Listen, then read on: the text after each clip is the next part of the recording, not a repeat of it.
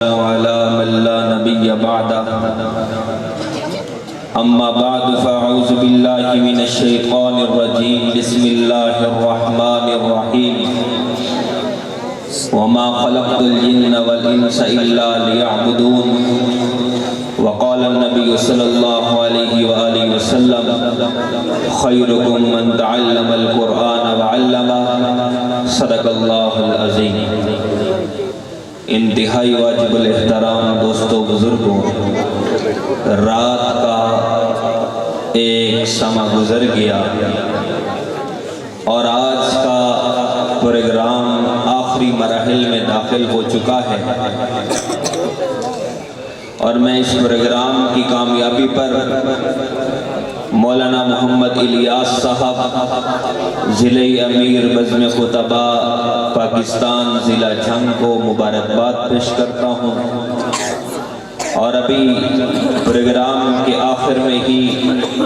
اسلام آباد سے عظیم مذہبی و روحانی شخصیت استاد العلماء حضرت مولانا طریفہ اطہر صاحب ترجمان بزم خطبہ پاکستان تشریف لائے ہیں، اور آج کی تقریب کے مہمان خصوصی بھی ہیں۔ میں آپ کو صرف اتنا بتا کر اجازت چاہوں گا کہ بر صغیر میں دین اسلام کی اشاعت ہمیں اکابرین کی قربانیوں، لازوال محنت اور جدوجہد کے نتیجے میں ملی ہے۔ سب سے پہلے اگر آپ بر صغیر میں نظر دوڑائیں، آپ کو مجدد الف ثانی جلال الدین اکبر کے سامنے ڈٹا ہوا نظر آئے گا۔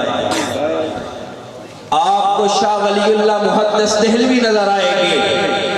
جن کے ہاتھ توڑ دیے گئے کہ نہ یہ قرآن کی تفسیر لکھے گا، نہ دین کا ابلاغ کر سکے گا، اور پھر ان کی نسل میں سے شاہ عبدالعزیز جیسے عظیم شخصیت کو چھپکلی کا اپٹن لگا کر زہر دے کر قتل کر دیا گیا، شہید کر دیا گیا۔ پھر شاہ ولی اللہ کی نسل سے ایک تحریک نکلی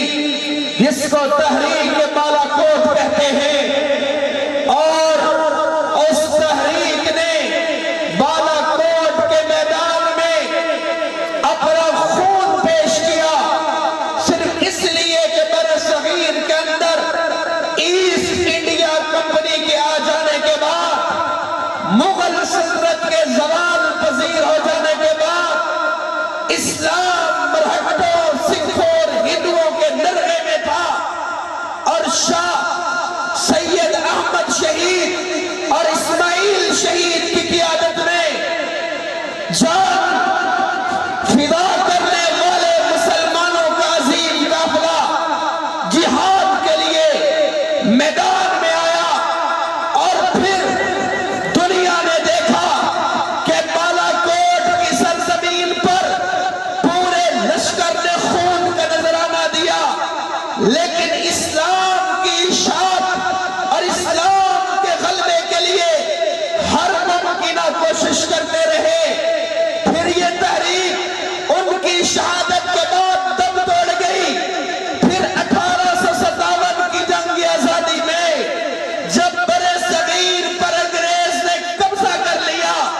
تو پھر 1857 کی جنگ آزادی مولانا قاسم نانوتوی، حاجی امداد اللہ مہاجر مکی مدری رحمت اللہ علیہ، حافظ ضابط شہید رحمت اللہ علیہ، اور حضرت مولانا رشید احمد گنگوہی رحمت اللہ علیہ کی قیادت میں بر صغیر کے مسلمانوں نے لڑی، لیکن شومی قسمت یہ مارکہ بھی مسلمانوں کی شکست پر ختم ہوا۔ پھر بر صغیر نے دیکھا دلی کا کوئی درخت نہیں تھا جس پر کسی عالم کی لاش نہ لٹک رہی ہو، علماء کو توپوں کے ساتھ باندھ کر گولے چلا دیے گئے، ڈھونڈتے تھے لیکن عالم نہیں ملتا تھا۔ تو پھر اس کے بعد کیا نتیجہ ہوا کہ عیسائیوں کے سکولوں نے برصغیر میں قدم جمائے، وہ مجاہد جنہوں نے انگریز کے خلاف جہاد کرتے ہوئے اپنی جان اللہ کے حضور پیش کی تھی، شہادت کو سمیٹا تھا، ان کی نسلوں کو اٹھاتے تھے، ان کے والد ان کے لواحقین کے پاس جاتے، انہیں کہتے ہم اسے پڑھائیں گے، لکھائیں گے اور بابو بنائیں گے۔ یعنی وہ شہداء جو اشاعت اسلام کے لیے شہید ہو گئے، ان کی نسلوں کو عیسائیوں کے مشنری سکول، عیسائی نواز انگریز کا ٹاؤٹ بنانے پر لگ گئے۔ مولانا قاسم نانوتوی رحمت اللہ علیہ جب اپنی روپوشی ختم کر باہر آئے، خیال یہ تھا دوبارہ لوگوں کو جمع کریں گے، پھر انگریز کے خلاف جہاد کریں گے، لیکن جب یہ صورتحال دیکھی تو پھر دیوبند کے قصبے میں انار کے درخت کے نیچے ایک مدرسہ کی بنیاد رکھی جس کو دارالعلوم دیوبند کہتے ہیں، اور پھر وہ دارالعلوم دیوبند عظیم ترین شخصیات کو دنیا کے سامنے متعارف کروانے میں کامیاب ہوا۔ اگر آپ تبلیغ کے میدان میں دیکھیں تو آپ کو مولانا الیاس نظر آئیں گے، اگر آپ علم کے میدان میں دیکھیں تو مولانا انور شاہ کشمیری رحمت اللہ علیہ نظر آئیں گے، اور اگر آپ تحریک اور سیاست کے میدان میں دیکھیں گے تو حضرت مولانا شیخ الہند محمود الحسن دیوبندی رحمت اللہ علیہ نظر آئیں گے، اور اگر آپ زہد اور تقویٰ کے میدان میں دیکھیں گے تو پھر آپ کو مولانا رشید احمد گنگوہی رحمت اللہ علیہ نظر آئیں گے، اگر آپ تصوف اور پیری مریدی کے میدان میں دیکھیں گے تو آپ کو حکیم الامت حضرت مولانا اشرف علی تھانوی رحمت اللہ علیہ نظر آئیں گے۔ اور آج پوری دنیا میں دارالعلوم دیوبند کا فیض پھیل چکا ہے، اور یہ ادارہ دارالعلوم دیوبند سے چلنے والے ایک سلسلے کی ایک کڑی ہے۔ تو میرے دوستوں بزرگوں، دین سیکھنا، دین کی اشاعت کرنا اور مدارس کا قیام میرے اکابرین نے انگریز کے خلاف جدوجہد کرنے کے لیے یہ سلسلہ شروع کیا تھا۔ انگریز تو چلا گیا، لیکن ہمارے ہاں کالے انگریز چھوڑ کے گیا ہے، خود تو چلا گیا لیکن اپنے ٹاؤٹ چھوڑ کر گیا ہے۔ اور اگر ان سیکولر موم بتی مافیا کا تعاقب کرنا ہے، پاکستان میں امن لانا ہے، پاکستان میں سلامتی کو لانا ہے، پاکستان میں اپنی بہن بیٹی کے دوپٹے کا تحفظ کرنا ہے، اپنی ملالاؤں کے دوپٹے کا تحفظ کرنا ہے، پاکستان میں اگر ختم نبوت کا تحفظ کرنا ہے، اگر پاکستان میں دفاع صحابہ کرنا ہے، اگر پاکستان کے اندر دین کی حفاظت کرنی ہے، اگر آپ مہنگائی سے نجات حاصل کرنا چاہتے ہیں، اگر اپنے آپ کو خوشحال دیکھنا چاہتے ہیں، تو پھر اگر آپ کو اگر کوئی بہترین قیادت مل سکتی ہے تو وہ مدرسے کی صورت میں مل سکتی ہے، آکسفورڈ کی صورت میں آپ کو بلاول بھٹو ہی مل سکتا ہے، آپ کو کبھی کسی صورت میں ابو بکر اور عمر جیسا حکمران نہیں مل سکتا۔ تو اگر آپ چاہتے ہیں کہ آپ ابو بکر صدیق کے دور میں آ جائیں،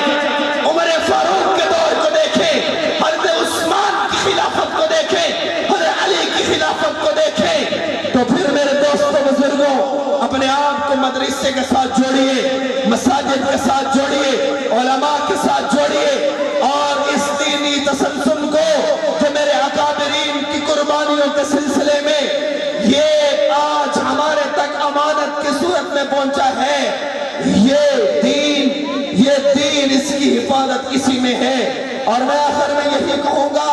اٹھ شیر مجاہد ہوش میں آ، تعمیر خلافت پیدا کر، کیوں فرقے ہوتا ہے، اب ایک جماعت کو پیدا کر ترقی تو بھی دنیا میں، اسباب تجارت پیدا کر، قارون کی دولت کو ٹھکرا دے، عثمان کی دولت کو پیدا کر، اسلام قدم تو بھرتا ہے، پھر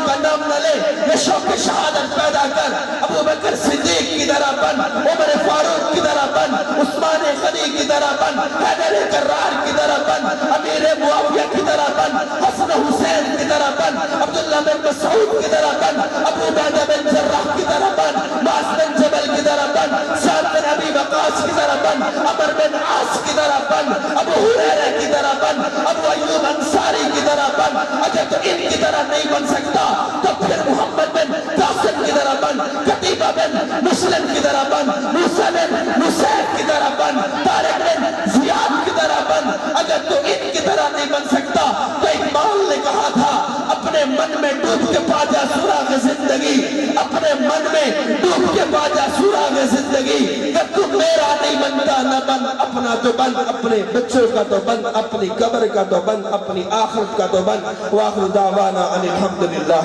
رب العالمین۔